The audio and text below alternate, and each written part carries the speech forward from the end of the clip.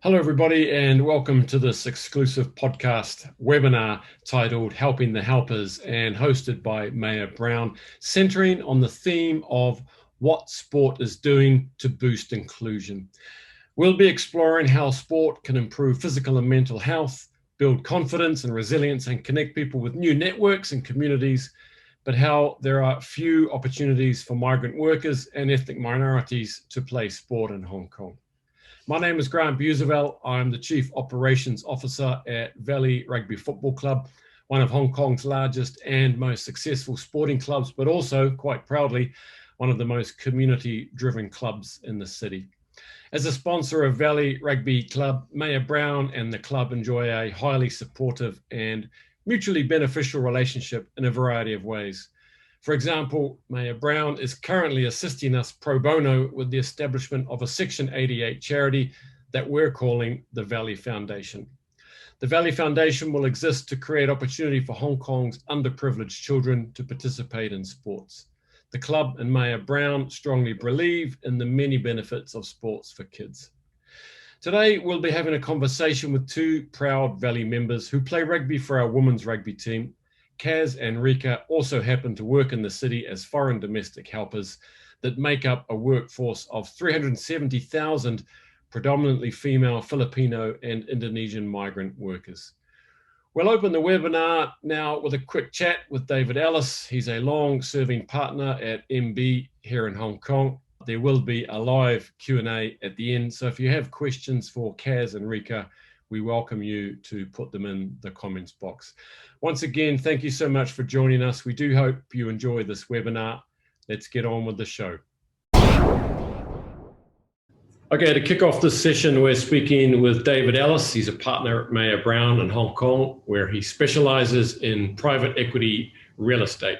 Mayor Brown is a leading international law firm, and its Hong Kong office is one of the largest and most long established in Hong Kong. It's been operating for nearly 160 years. David's been with MB for 30 years and describes himself as excessively loyal. I would have said fiercely loyal. In his spare time, he's a keen yacht racer, and his two children are both keen and accomplished rugby players. Hi, David. Thanks for joining us. Pleasure. Thank you, Grant.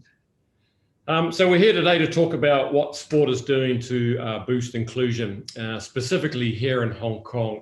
So just quickly, what is your relationship with sport in the city, and what impact or benefit does it have on your life, especially given the demands of your career and family? Yeah, so my sport is yacht racing. So this is what I do every Saturday afternoon. And one of the reasons I came to Hong Kong was I was driving down the M6 one December, and I had a message from some of my university friends who are in Hong Kong, and they were sailing in December, and I thought, this is amazing, you can sail in December. So it's one of the big reasons I moved out here. But for me, obviously, pretty stressful job, and you get out on the water for a couple of hours on a Saturday afternoon, and you just think about nothing else apart from how you can try and win a race. And it really has a great effect on relieving stress. And when we don't sail during the summer months, I really notice how that builds up, that the stress builds up over the weekend, whereas in the winter it just dissipates. So it's been very powerful for me. But my access to rugby is not through me at all. It's through my kids. So my youngest boy, at age 5, he started playing. He was pretty good at it. Got quite a lot of parental praise for running around fast, and his elder sister, who was 9 at the time, said, "Oh, I think I could do that." And I was thinking, well, you're a girl, girls don't play rugby, come on. But anyway, they did, and at the club that they played at, they had a girls section. But actually, at her age, she was 9 years old. They played with the boys, and also by that age, it was full contact. I think 9 years old is the first year full contact in Hong Kong. And she just loved it. I mean, she got slammed on the ground a few times and said, "Daddy, it hurts." I was going, "Well, yeah, I mean, but you did want to do this, so oh, fine." So she got up, and she was actually just as good, if not better, than her brother. So they both carried on. She played for Durham University and is now playing, having graduated, is playing for a club in London, and my son is playing at school in England. So it's a big part of their lives, and it's been tremendous for their, obviously, socially and self-esteem, particularly for my daughter. Yeah, Yeah, and I can agree with you on all of that. I mean, I'm a father of three daughters, aged 1, 8, and 9. And they play rugby. The 8 and 9-year-old, they play at Valley. They love rugby. They've watched a lot of it on TV at very early hours of the day. But I love the resilience and self-confidence that it's provided my daughters, and seeing the impact it has on the girls' teams is really encouraging, and really great seeing that independence they develop. Now, Mayor Brown is very active in providing pro bono support in the charity sector, and is in fact supporting Valley RFC in establishing our own charity, which is called the Valley Foundation. Why does Mayor Brown involve itself in such pro bono projects? What are the extrinsic and intrinsic benefits that come from this type of pro bono project? So we have a couple of reasons for doing it. One is, to be honest, it's self-interest, and the other is a bit more altruistic. But I mean, just on the self-interest side, I mean, we are a business. We make money in this city, and we all work hard and so on. But we recognise that we only make a successful business from the society that we're in because the society is there and it functions well. And so it's important for us that continues, and so we need to support the communities from which we are based, and this is true in Hong Kong and elsewhere in the world. So that's the basic reason. And secondly, of course, it's the right thing to do, and our people love getting involved. Particularly the younger people, but I mean that's perhaps not true. It's just become more and more true that people want to be involved and do the right thing for their communities. So we have a particular interest in diversity and inclusion. We have globally a project called Project Equity, which originally arose out of the Black Lives Matter movement last year in America. And in Asia, we've translated that to protecting and helping 2 or 3 areas, one of which being refugees, migrant workers, and education for underprivileged people generally. And obviously this plays directly into that. What you're doing is fantastic, both from obviously for women's side, but also for migrant workers. And it's a powerful motivator for our people, and it's just great to see the positive impact it has. Yes, it's a big initiative for Valley, the foundation, and being able to offer something back to the community through an instrument like a Section 88 charity. It helps us sort of with our own sponsors and income streams, and those are very interesting to all of our sponsors and stakeholders within the community, from the rugby union, other sporting organisations, but also our own members, so that they can contribute as well. Watch the space for our programs there. What advice then would you give to any organisation that wishes to set up a Section 88 charity in Hong Kong? Yeah, so anyone can set up a sense of charity, but the reason we call it a Section 88 charity is that you get a waiver from the Inland Revenue on the Section 88, which means they won't tax you. So obviously there's a benefit to doing that. You can raise money, and any profit you generate, you can disperse to your charity and you don't have to pay the government. So you don't need a lawyer, but I suggest you do get a lawyer to do the application. It's just a bit fiddly, and it requires a very sort of precise set of things to be done and boxes to be ticked for you to get through the various hoops. So I would recommend you get a lawyer to do the application for you, and hopefully you can get someone, if it's a charity, you'll get someone to do it for you pro bono, if you fit their requirements. So obviously that's our relationship with Valley, and we're doing that. Yeah, and we're very grateful for that as well. I mean, when I started looking at it myself, we have a few lawyers in the club, but everyone sort of gave the dummy pass on that one to sort of, so it's very good that Mayor Brown was able to get involved and benefit. You know, our relationship adds another string to it. Yeah, it helps if you've done it before. I mean, as I know, it requires patience to go through the process. But the thing is with the Inland Revenue is it takes them 3 months to respond to anything. So if there's anything they have a question about anything, and then you answer, then it takes them. They don't look at the file again for 3 months. So any question costs you 3 months. So best kind of get it as right as you can. Yeah. And are there any other types of pro bono projects that Mayor Brown gets involved with? Yeah, so we do a lot globally, and in America, you can have people on death row that we're saving and that kind of thing. And one of our partners was involved or led the commission to the inquiry into the conduct of the Chicago police force, and she ended up, and she's now actually the mayor of Chicago. So it shows you how pro bono can lead you into a completely different career path. In Asia, it's a bit less dramatic than that, but certainly for we do things like working for charities, do their basic legal documents on a basic level, and for people like migrant workers, that there's a lot of unfair dismissals, dealing with the immigration department and that kind of thing. We're very happy to advocate for them against government or employers that are not treating them fairly. Yeah, that's great. It's really good projects. So, David, thanks for joining us today to kick off this webinar. It's helped provide some context around our relationship and what Mayor Brown does in the space. So thanks very much. Okay, pleasure, and good luck, Grant. Thank you. Cheers.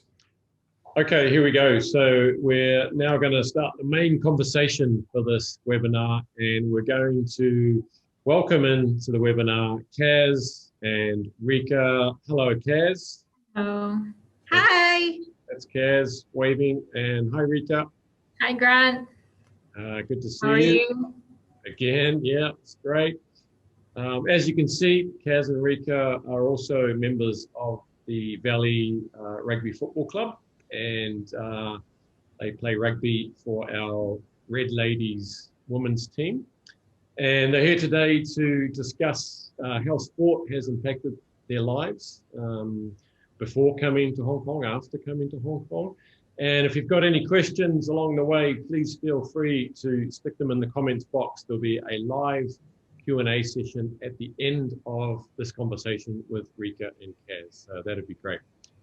Let's kick things off then with a little introduction. So let's start with you, Kaz. Why don't you tell us your full name, where you're from, which province, which country, how long you've been in Hong Kong, and how old you were when you came to Hong Kong, if you don't mind. Okay. My real name is Mary Flor, but they call me Cass. And then I am 33 years old now. I've been here in Hong Kong since, I guess it's 8 years. I came here when I was 26 years old, and I am a single mom with 2 boys. Okay, great. How old are your boys, Kaz? Their age is 10 and 9-year-old. Okay, very cool. Rika, your turn. Name, where you're from, how long you've been in Hong Kong, how old were you when you came to Hong Kong? Yeah, okay. My name is Rika Therese Tan, and I'm from the province of Leyte in Philippines. And yeah, I came here, I was 23 years old when way back 2015 that I decided to work abroad. And since that is the age qualified to apply abroad, that's why my first attempt actually is to apply as a factory worker in Taiwan, but unfortunately I'm not qualified, so I don't have 72 units in my college. So I decided to come here in Hong Kong, work as a domestic helper, and yeah. Wow, things worked out well. You could still be working in a factory in Taiwan. Yeah, but I'm not qualified because of my height also. Your height. It's failed. Wow. Yeah. That'd be the subject for a whole nother webinar about height restrictions. Okay. So yeah, I mean, that must have been a big move in both of your lives, leaving behind your families, your support groups, your networks, especially for Kaz, with a couple of young boys. What was the hardest thing about leaving home and coming to a foreign place like Hong Kong, very different to the Philippines? Rika, you go first. The hardest thing is being far away from the family and relatives, and especially being the thought of being homesick. Yeah. Yeah, and sort of how crazy was it for you coming to Hong Kong? I mean, it's if you come from the provinces maybe into a big, international city like Hong Kong, what were your first impressions? My first impression, um, when I came here in Hong Kong, my first, yeah, it's mixed emotion actually. I feel like, oh, it's dream come true. I can go work abroad, and yeah. But the other way around, during that I had no idea whether I enjoy at least living here in Hong Kong. But I thank God now because I'm happy that here I'm blessed because I'm part of this team, rugby team, and enjoy my life living here in Hong Kong. Yeah. Okay. How about you, Kaz? I mean, it must have been quite difficult to leave Philippines with two young boys. It's really hard for me because when my kids is growing, I cannot be with them, and then their first steps of walking, I cannot uh, imagine it, or I cannot see it. I cannot be with them when they fall. So that's the really hardest thing, decision that I make Yeah. when Yeah. coming here in Hong Kong. I can imagine, I have three children, and you've made an incredible sacrifice for your family. I mean, you both have. Um, so what was it like then arriving in Hong Kong and, not having your support networks, your friends, your family? Did you know people, Rico, when you got here? How did you start meeting people and building back up networks and support groups and things like that?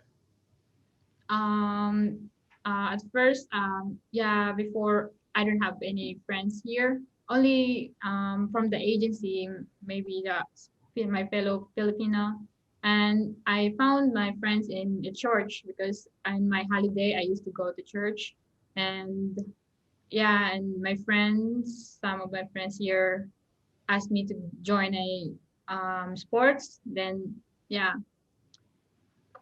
Okay, that's cool. How about you, Kaz? How did you start connecting, and did you know people before you got here, other friends or relatives? Yes, for me, I've been blessed because I do have a lot of cousins here, thousands of cousins here, I guess. And then I do have friends also, and my CFC family from Philippines. So that's why I am confident a little bit to come here, and then so I am not really scared for coming here alone in Yeah, Hong Kong. oh, that's good. And how were the early days for you coming here? I mean, not only you're coming to a new place that you're going to live for a few years, but you're being employed, domestic helpers. You get assigned, or you join a family as an employer. People you don't know, and you may live, with them in the same house. It's a big adjustment. So, how was the early days? Sort of adapting to living in Hong Kong in a apartment sort of environment with a new family, a new employer sort of thing. How challenging was it in those early days, Rika? Um, my early days here in Hong Kong was quite hard, mainly because it was my first time going abroad. Um, yeah, but adapting the environment job in my employer now is not that hard because they are kind to me. Yeah, I mean, I think you mentioned you're onto your third employer now in Hong Kong. So you've This is my second employer. oh, your second. Okay. The first one is yeah, a regular contract, but because I'm not happy doing work in their house, so that's why. Okay. But I'm just blessed because I found this employer and they're kind. They're good. Yeah. Can I just ask then, be a bit nosy, what was difficult about the first sort of employer or the household that you worked in? What made that difficult or challenging for you? Because of the communication barrier and their culture, and like I'm still adjusting. So that's why. Yeah, I'm sure it's very challenging. How about you, Kaz? What was it like in the early days for you, and you know, your first employer, and you know, adapting to apartment life and living in with an employer? Same. I can say that it's the same with Rika. The communication is really, really hard for me because I'm living with Mama, the grandma, and with the two kids, and it's really hard for me because she came from mainland China. She cannot speak English. She cannot understand. So so I just try my best to learn the basic Cantonese words so that we can at least we can communicate, just like that. Okay, and what sort of hours were you both working? I mean, was it 6 days? Was it more? Or when would you start in the morning and when would you finish at night? Did you finish at night, or what was it like? Me, my first employer, I need to wake up at 6, and I sleep late. That's why not like 3 a.m. because the kids are sick, so I need to take care of the kids. So that's why I decided to my health is not good at that time. Like I came here like I'm 50 kg, and after 3 months I lost like 10 kg. So that's why I decided to break my contract for that time. Was your health affected by work? Yeah. Yeah. Wow, that's tough. How about you, Kaz? I mean, were you looking after children, and what sort of hours and days were you working? Way back then, I start working at 6 o'clock.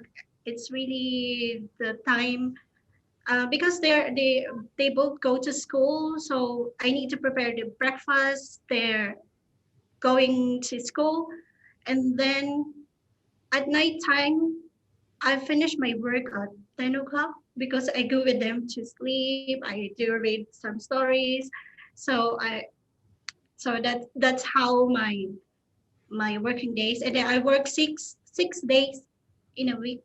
So we just have one day off, the Sundays.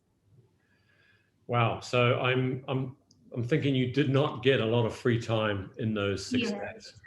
Yes. Did you ever think I've made a big mistake coming here to Hong Kong and leaving my home? Me. For me, it's not a mistake, but it's a blessing for me coming here in Hong Kong. Yes, we all know that there's no place at home, and yeah, and there are times that I wanted to go home because I miss my family, but I know there's a reason why I'm here, and my goal is to have a great future here in Hong Kong. Yeah. Okay. So on your day off, if you get one day off, I assume that would have been Sunday. What would you normally do in your free time on a Sunday? I suppose you're quite tired, and you spent your free time just recuperating. What were you doing on your days off? Kaz? Me first, or should be me. During that time, before the COVID, I was a Sunday school teacher at Mount Carmel School, Mount Carmel Church before, and then I go to training, to rugby, the Exiles before, and that's it. Okay. So I've been spending my whole time going out, going with the other people. Just like it's so fun to be with them, rather than spend your time doing nothing, just like sitting down on under the bridge and then just like sleeping. So that's how my day off is. Yeah, I mean, for our overseas, viewers today, Sundays is probably the biggest social event in Hong Kong. Is when all the domestic helpers. There's about 370,000 domestic helpers. Their day off, they will congregate in public spaces. It's all around Hong Kong. Central seems to be where, especially the Philippines, domestic helpers, Victoria Park, where the Indonesians tend to congregate. There's like literally massive crowds. It's very social. There's like sort of casual businesses operating. There is music, there is singing, there is dancing, and just celebrating their day off and being together. These are huge times. And when Kaz talks about sort of sitting under bridges, the people are sort of exposed to elements. It's either very hot or it can be raining, so they're always looking for great places to sort of stay out of the elements. Rika, what were you doing in your free time and your days off? I used to go to church, just stay at the church and play some guitar, and yeah, and sometimes go for hiking with my friends. Me too. Yeah. Yes, hiking, the great. Yeah, hiking. Yeah. Right. Okay, so let's now sort of come up to present day, or actually before that, did either of you participate in sports before you came to Hong Kong? You know, at school or after school, once you'd left school, what sort of role did sport play in your life before you came to Hong Kong? Rika. Me, yeah, I'm sporty now. Yeah, I used to play a lot of sport in Philippines. Like I play volleyball, basketball, badminton, table tennis. When I was in my school days, like elementary and high school, and yeah, I love sports. Okay, so sport was part of your life. How about you, Kaz? Also me, I love ball games. Just like I play basketball, volleyball, and ping pong, and also I become just like a varsity player. That was really fun in college days. So really, the sports is really a big part of my life since then. Since I was a kid. Yeah, I think in general, you know, in the Philippines, people are, you know, reasonably active, at least from secondary school onwards. Basketball is a huge sport, isn't it, in the Philippines? I guess it was quite difficult when you first got to Hong Kong to be able to participate in sport, because you're working 6 days a week, you're working long hours. On Sunday, you were talking about, you know, going to church and playing guitar and doing other things. So how did you start to get sport into your life? You obviously missed sport and wanted it to be in your life. How did you start to get more sport or activity, physical activity into your life in Hong Kong? Rika. I start doing sports in Hong Kong because I have a friend, like she's a sporty girl, and she's like, oh, you want to join some sports? And I was like, oh yeah, I love sports. And then that's like, okay. And then she introduced me to play a rugby, and rugby is like new for my ears, because in Philippines we don't have rugby. We have now, but it's not popular in Philippines. Rugby. It's like, what's that kind of what's that kind of game? I was like, I'm so curious, and okay, I'm gonna go. Then yeah, that's the start. Well, that's pretty brave of you, you know, to take on not only a new sport, but a sport that, you know, is all about, well, contact, you know, and that's pretty brave. I guess you started with touch rugby at first, so something without contact. Okay. And then what about you, Kaz? How did you start to get sport in your life in Hong Kong?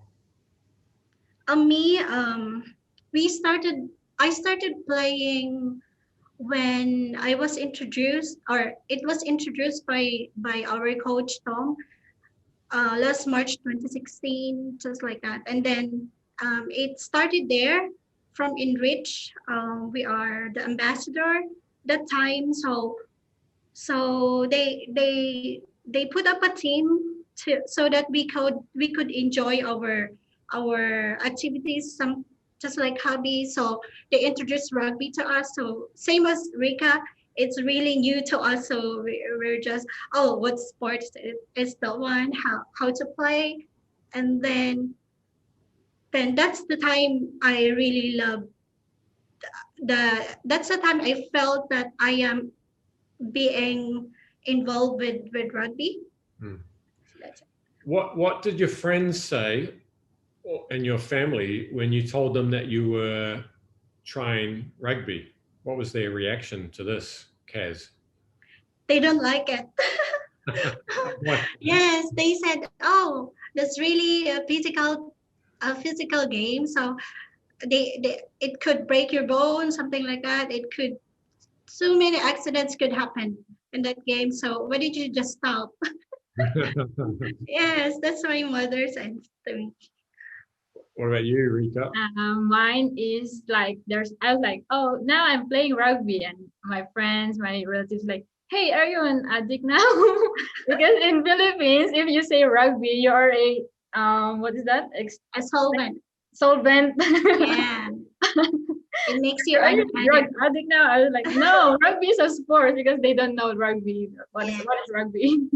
I was like, Wow. oh wow, that's so cool. Yeah. And it's Yeah. dangerous, but yeah, we need to go training and able to go for Okay. a battle. Yeah. Did that make you feel like kind of proud that you were playing a sport that maybe surprised people? Yeah. Yeah. What about your employers? Did they know that you were playing rugby? I mean, imagine if you got a serious injury and couldn't work for a week. That would be a problem, wouldn't it? Yeah, they know. They know I'm playing rugby, but they don't care. They don't care what I'm doing if I in my holidays. But they know. They know I play rugby. Actually, my employer bought me rugby shoes, and Oh, nice. yeah, they're so nice. That's your latest employer, right? Yeah, the latest employer because the kids like to watch rugby, and it's like, oh, they told their mom like, we guys playing rugby, and they're like, oh, really? And they don't mind. I, yeah, I understand that your current employer is a member of a rival club. That's me. Oh, Oh, that's that's you. nice. That's you, Kat. That's Yeah. me. My employer is a football club member, so he was playing at football club before, football club team, rugby team. So his headgear, he gave it to me, and also I think it's the protector. He gave it to me. They're really a supportive family. Yeah. So if the Valley team is playing together with the football club, so we're just fighting. Oh, we win. We're so noisy watching together. That's so Yeah. funny. That's so amazing, and I guess that's not. I don't know if it's unique, but having the support of your employer is definitely gonna help you, right? To be able to do sports and have time off, like on weeknights to go training, because you mentioned working 6 days a week until 10 o'clock at night or 3 o'clock in the morning. There's no way you can train. So it's not lucky, but it's really fortunate that you find an employer that respects your time off, supports what you do in your time off, and actually lets you go when you need to train. Would you agree? Yeah, yeah. Actually, you're lucky enough if you have a supportive employer, and really, this would be a great help if it's a great help. But the truth of the matter is they don't care if you don't if where you go in your holiday.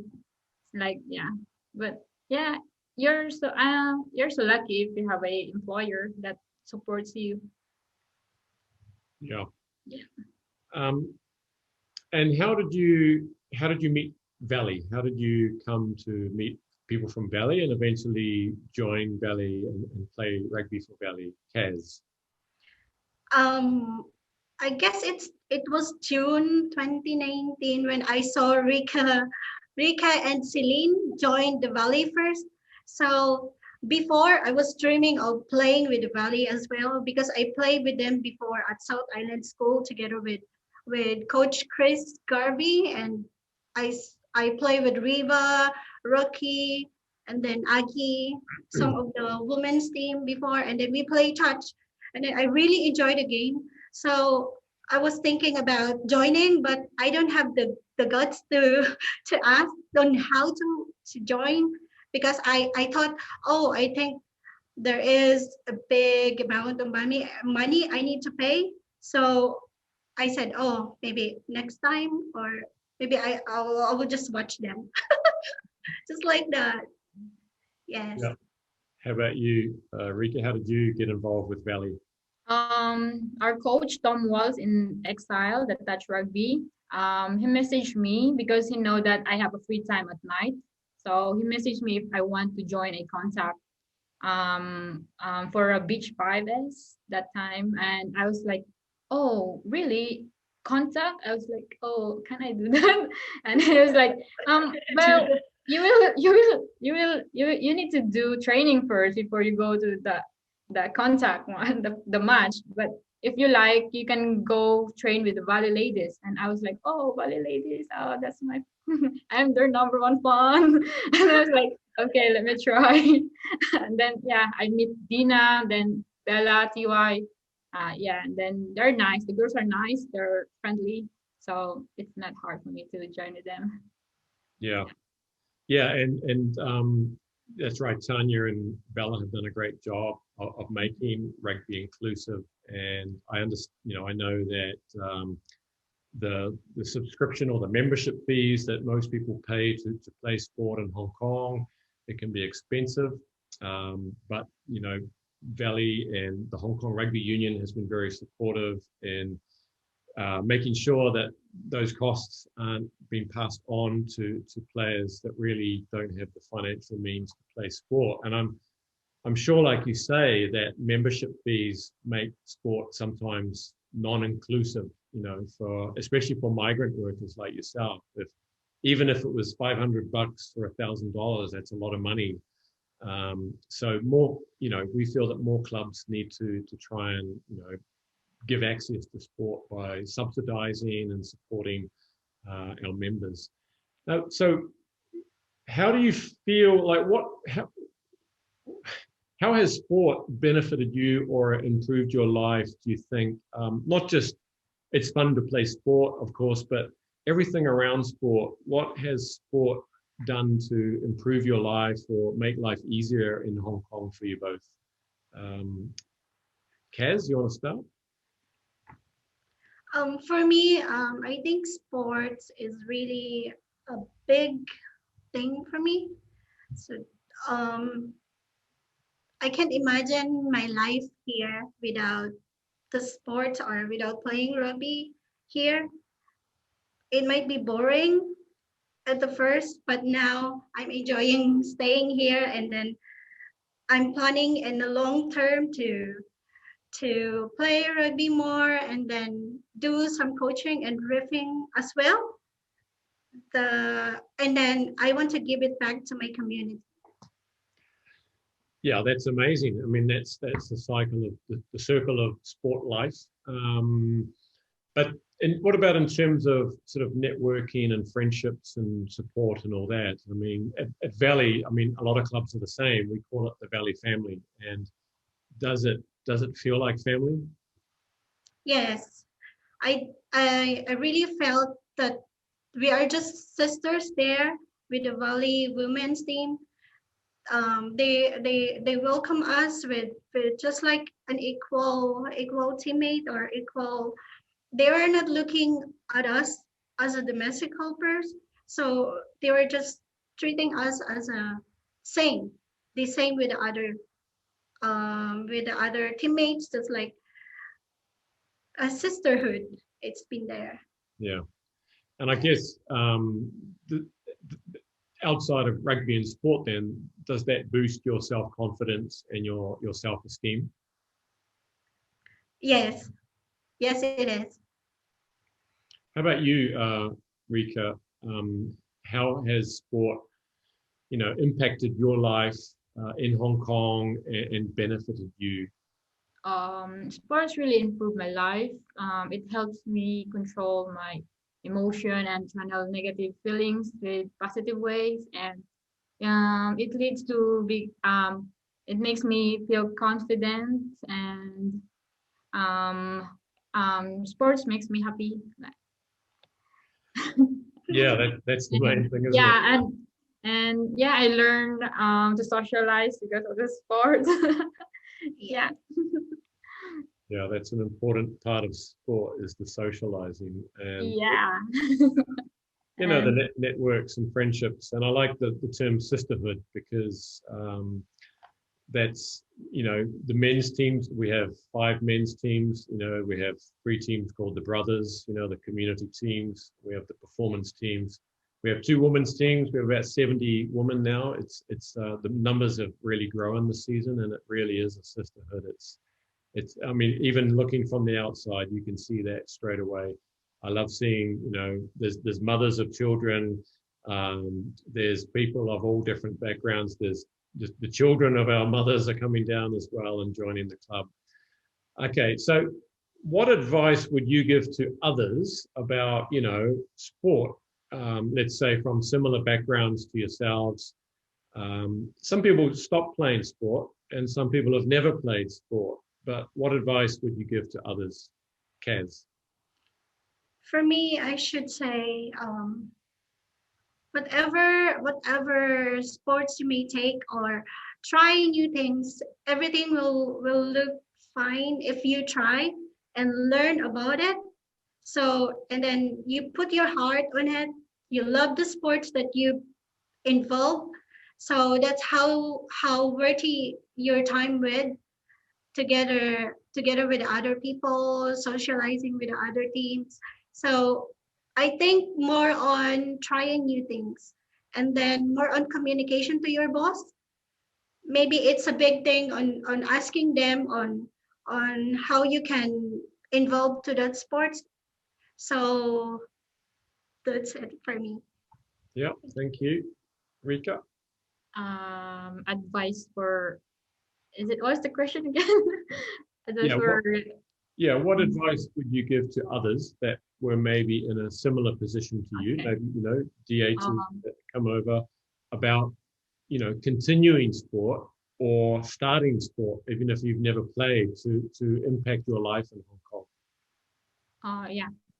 Yeah, even if we are migrant worker here, we should not be afraid to join any sports here, and that that that you will like any sport that you'd like. And it's hard.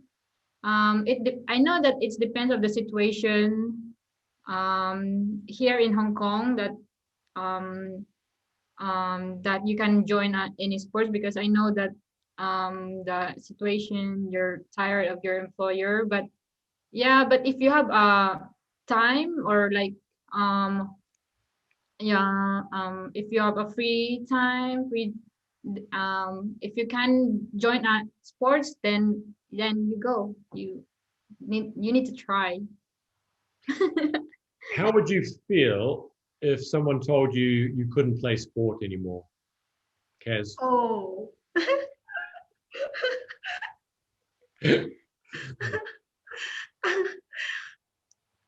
I will be sad for me. Yeah. Why? How about you, Rika? You're passing the question to me. Yeah. Me, I can't imagine my life without sports, and yeah, I think it would be boring and dull. And yeah, if people will ask me, you cannot do sports anymore, I don't know what's gonna be happening. Yeah. Well, if someone told me that, I would cry for a week, and I would find out a way to make it happen. So, just finally, what are your long-term goals with sport and physical activity? Do you have any goals or dreams or what you'd like to do with sport, Kaz? Me, I'm planning to, yeah, as I've said, I want to do more I want to improve myself first to play in playing contact. And then I want to do the reffing that I just finished, the level 1. And then I want to do the level 2, I guess. And then I want to do the coaching as well. And then I want to share it to my domestic helpers community, so that I will give it back to them. I will share all what I've learned to them so that they will be just like me. They will enjoy their life staying here in Hong Kong, and then they will love to stay here. I love, yeah, I love that, Kaz. I love that you're going to pay it forward and, you know, contribute back, you know, to other networks and communities. I think that's amazing. How about you, Rika? My long-term goal is to become a trainer someday, and a varsity maybe someday. Yeah, and yeah, that's it. Okay, cool. All right. Well, I think we've covered everything today. I want to thank you both for joining the conversation and being so open and sharing your experiences. And, you know, if you can inspire others, then, you know, you've done a great job today. I'm very proud as the COO of Valley, you know, to have members like yourselves that are, you know, in our club, you know, just regular members of the club like everybody else, training hard, playing hard, you know, and being just good people in the community and taking sport back to your communities. I think that's something myself personally, but also as the club, we're very sort of proud of all of our members like this. So thanks so much for joining. I hope the viewers have got some value out of this. And Kaz and Rika will be joining us for the live Q&A following this. So Kaz, Rika, thank you very much. Thank you, Grant. You're welcome. Thank you too. Thank you. Bye-bye. Bye.